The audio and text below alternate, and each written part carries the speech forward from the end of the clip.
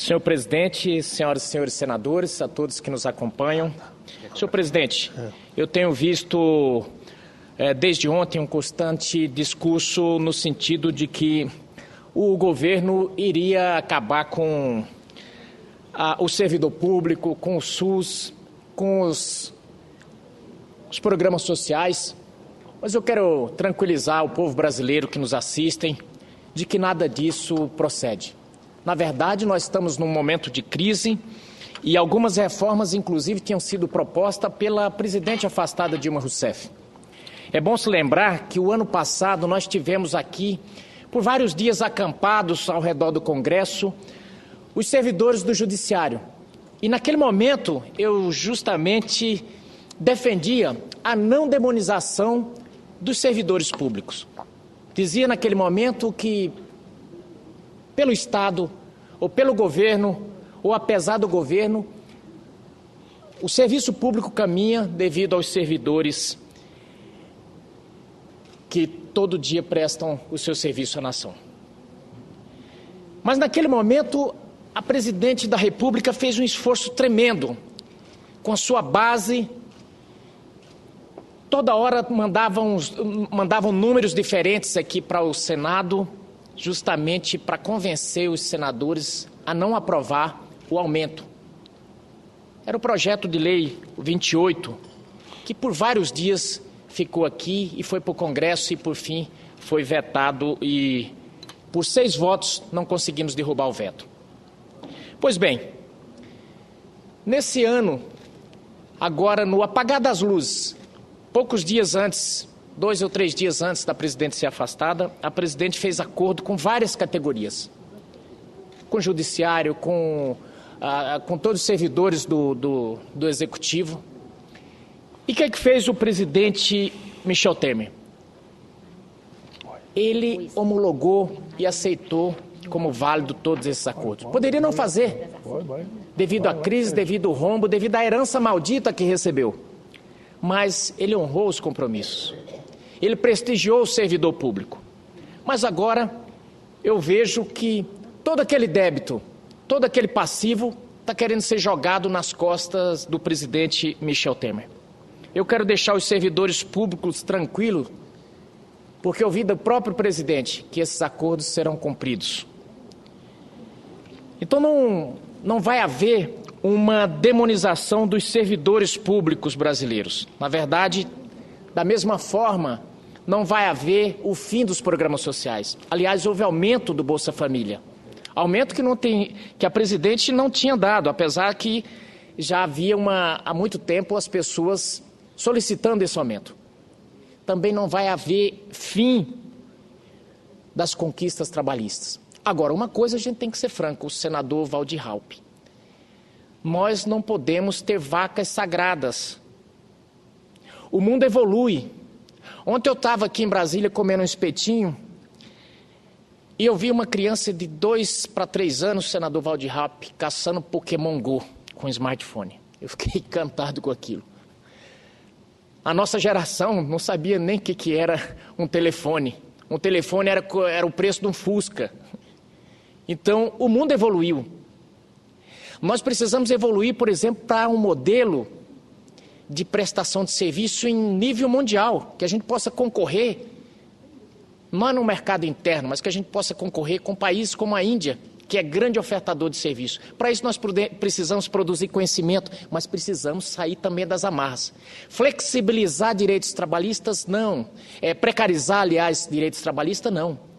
Na verdade, evoluir a nossa legislação para que esses serviços possam ser prestados de forma competitiva no mercado internacional e, ao mesmo tempo, com garantias ao trabalhador.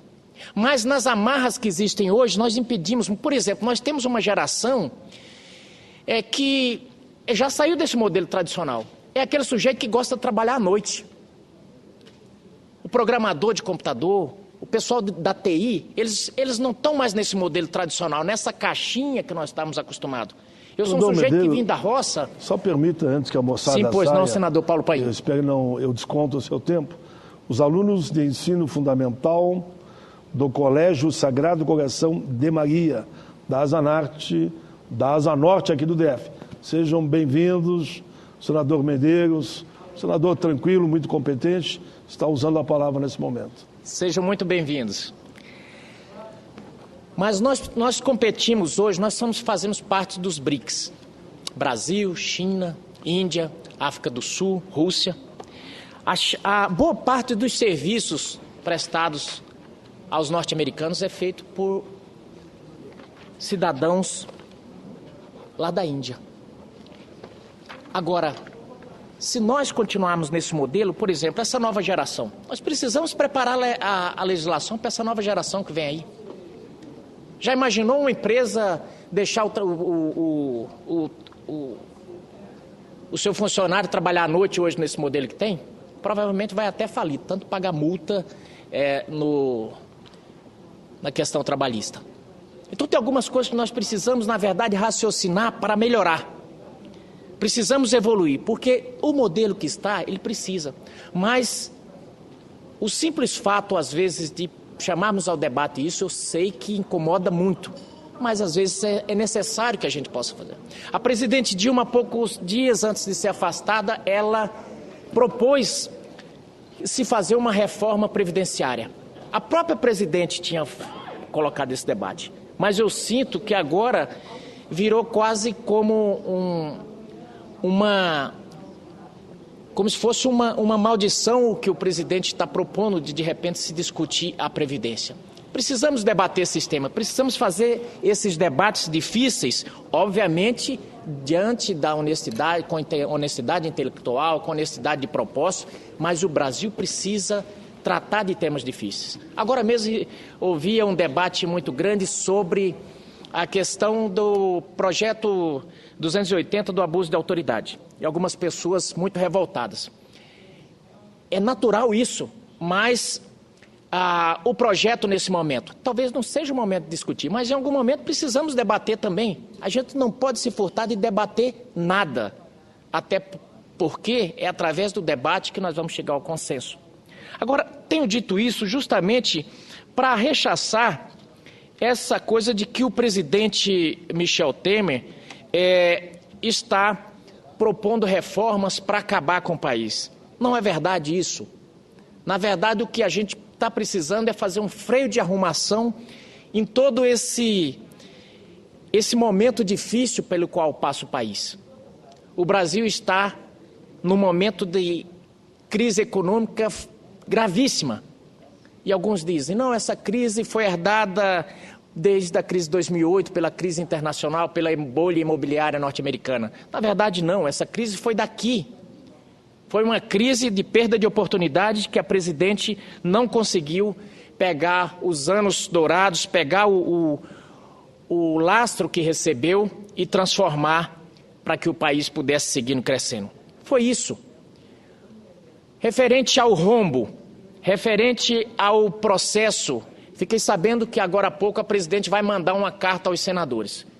Eu lamento que essa carta esteja primeiro chegando à imprensa, senadora Simone Tebet, de que aos senadores. Eu acho até um desrespeito com o Senado Federal Brasileiro, porque se a carta é aos senadores, deveria chegar aos senadores primeiro. Mas parece que ela foi uma carta não para ser lida pelos senadores, mas para ser divulgada, para fazer aquele discurso do golpe.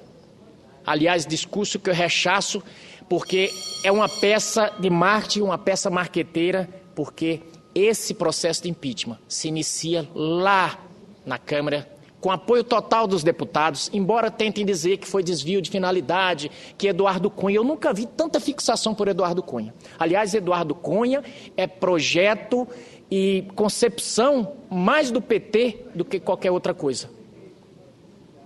Era umbilical a relação. Só quando quebraram os pratos é que Eduardo Cunha passou a não prestar.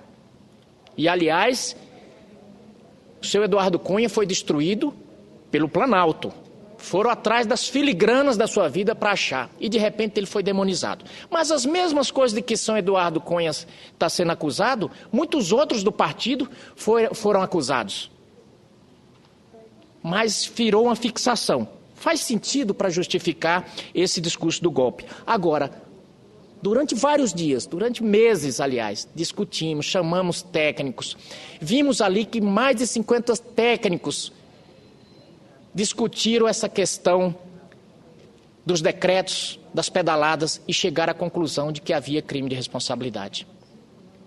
Isso foi debatido, foi discutido, mas o discurso é sempre o mesmo. A presidente não cometeu crime algum. E aí me fez lembrar, depois da partida de futebol do Brasil e Colômbia, em que o Neymar e o time brasileiro apanhou como nunca, o jogador Gutierrez da Colômbia disse o seguinte: nós jogamos o melhor futebol, mas não ganhamos porque o Brasil só fez manha. Então, assim, fazer o quê? O Brasil ganhou 2-0, jogou um bom futebol, apanhou ainda, e ele disse que não, a Colômbia perdeu porque o Brasil só fez manha. Então, não tem argumento diante de uma situação dessa. E a mesma coisa acontece nesse processo de impeachment. As condutas estão ali postas, a lei está ali tipificando essas condutas, há todo um encaixamento da conduta com a norma, e a conclusão é uma só, por todos os especialistas, de que houve crime, mas simplesmente diz, não é crime. A presidente Dilma é uma mulher honesta, e aí vem uma cortina de fumaça. Confundem a pessoa jurídica, confundem a presidente da República com a pessoa física da presidente Dilma. Confunde a presidente com a Dilma. São coisas diferentes. Confundem crime comum com crime de responsabilidade para confundir as pessoas. E por mais de uma vez já foi explicado isso. Crime comum é uma coisa, como se o sujeito chegasse na padaria com um revólver e roubasse uma cesta de pão. E o crime de responsabilidade é como se levasse a padaria inteira. Aquele mandatário que, devido à sua má gestão econômica, ele fizesse com que o dono da padaria perdesse a padaria inteira, quebrasse o comércio inteiro. Esse é o crime de responsabilidade. O crime de comum, ele é punido com o quê? Com a prisão. O crime de responsabilidade é punido com a perda do mandato, com a perda do cargo. É isso, é simples assim. Mas, lógico, embaralha-se tudo, confunde-se tudo para quê? Justamente para confundir. Para que as pessoas passem a ter pena da presidente. Mas eu digo, a pose de coitadismo não fará a presidente entrar para a história como inocente. Muito obrigado, senhor presidente.